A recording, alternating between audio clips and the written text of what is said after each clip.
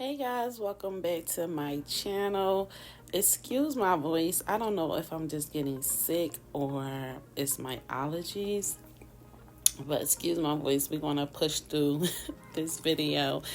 I feel like I haven't done a video in so long or a voiceover in like a few weeks. All the video, even though videos been coming out, those was already pre-recorded and uploaded. So I haven't actually sat down to do a voiceover in a few weeks. It's been a busy month. Last August was pretty busy.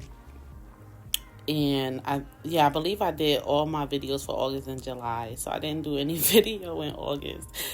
And I'm glad I did that because I was quite busy. It was a lot going on.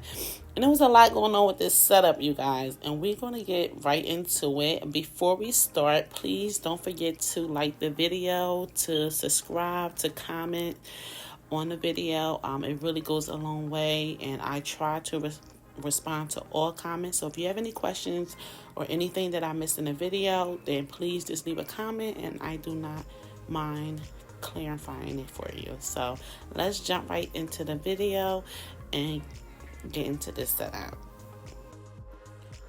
Alright guys, so the colors we are working with today are pink inside white. I have a dusty rose, I believe, inside rosewood, and then gold chrome. All of these were by Sempertex, if I'm not mistaken.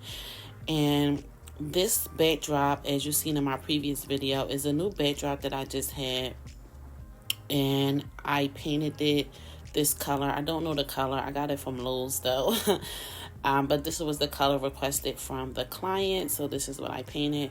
The clusters are all 6-inch clusters of 6 balloons. So in only the pink or the pastel pink, I have the 18-inch in, so that's the only one that I have those large balloons in. And I wasn't able to get a I know someone requested how I attach it to the hooks. This video was already recorded, so I will do another video when I'm using those hooks and try to get an up close shot of how I'm attaching it to the actual hook. But as you see, I am struggling right now with the backdrop, and I had to take a step. You see me, I just paused because I was getting really frustrated. I didn't notice, mind you guys, this is a new backdrop. I did not notice until I arrived on site that the leg on one of the backdrop, because it's like screwed on, the screws was very loose, and the leg was not sturdy at all. So I was really frustrated, and I'm glad I had all these extra sandbags. So I was able to put 2 sandbags in the front, and I'm just going to hide that with balloons later on. And then I was able to put 2 bags in the back to hold up the backdrop, but I was very frustrated. So besides that, I just finished with the body, and I'm now going to start thickening out the Garland. So I'm adding those clusters on the side and on top of that. And my vision for this Garland, I was so grateful, alhamdulillah, that I was still able to execute my vision because it wasn't too much going on with the colors. I wanted to do something really with the design, which I wanted the garland on the right to kind of come out and flare, but go and hide behind the back of the backdrop. And then from the other side, I wanted to like come out and then back to the front of the backdrop. So I'm still going around. That was a 24-inch balloon that I just added. I tied that to the back, and I'm going to be thickening out that bottom part a little bit more. And I'm tying these directly to another cluster. And if I don't tie it neck to neck, I use a 260 to tie it. And as you see, that balloon popped at the bottom. I just hit it and, twist the other ones into the front. And now when I tied that cluster to that pink, I'm now tying that cluster to the rosewood as well.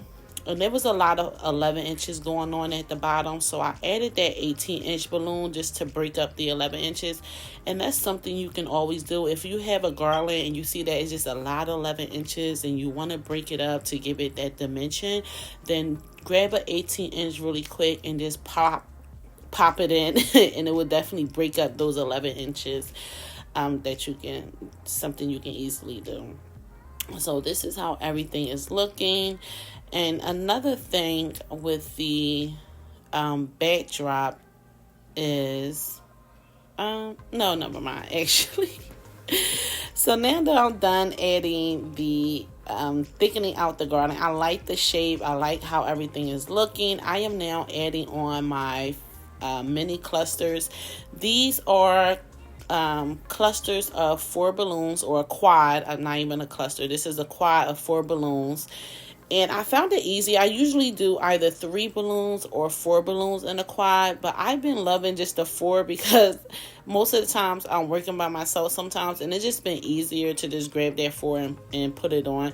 It do the same thing as a 3 would do as far as the balloons.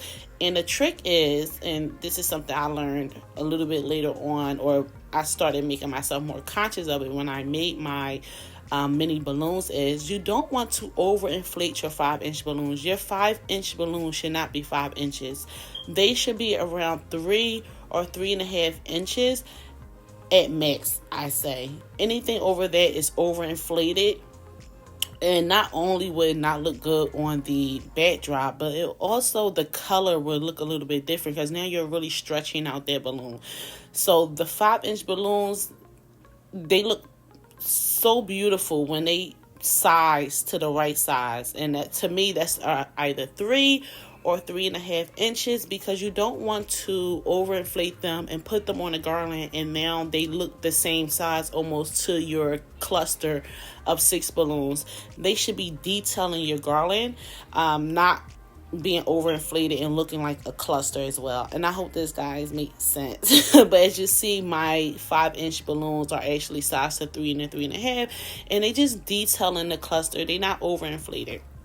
And so now we're on the left side, and as I mentioned that I wanted the left side to come from behind and then out in the front, and that's what I did on the left side. And this is how everything turned out.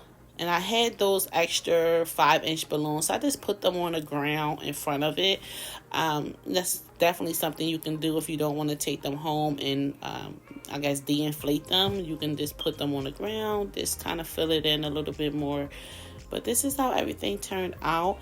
And because of this setup, I actually invested in a Cricut because I figured it can be something else I can offer in my business, as I have these backdrops now, which I need a new one, but I have these backdrops now, and as you see, this one, it was very pretty, but if it had some kind of sign on it, some kind of vinyl, anything, it would have been extra pretty. So I now invested in a Cricut, so when clients reach out and they want to rent out my backdrop, I can also add in to the cost already of a sign, a custom sign. So this is for a Sweet 16, so I could have easily had like Sweet 16 for, or a happy birthday, yada, anything they like, whatever phrase, I can now do it myself and customize that sign, and that can be something you can add on in your package.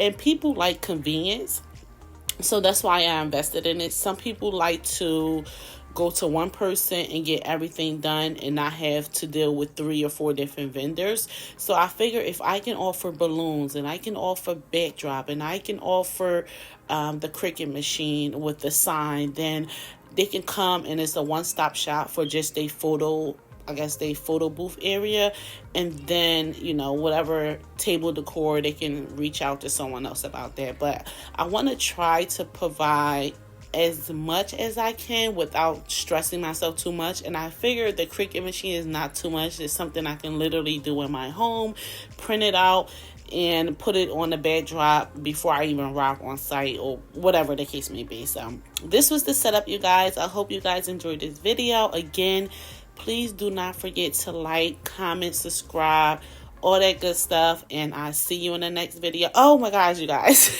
so much. I have a website now. The website is linked in the description box. Please check it out. I have my options for different classes. If you in the tri-state area, Pennsylvania, New Jersey, Delaware, I do have options for classes.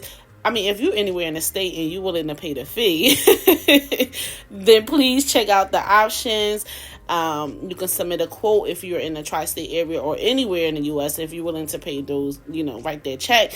Please submit a quote for your next event. I'm now booking for October and November. I am fully booked for September, so I won't be booking anything else unless it's like really worth it. But other than that, I'm booking for October and November right now. So thank you guys for watching. I'll see you in the next video. Bye.